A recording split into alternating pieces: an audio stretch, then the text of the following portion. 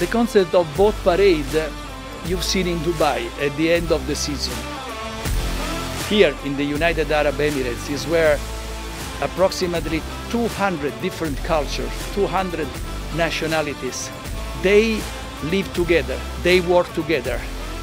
Our sport is a great example of that kind of tolerance that should be the driving force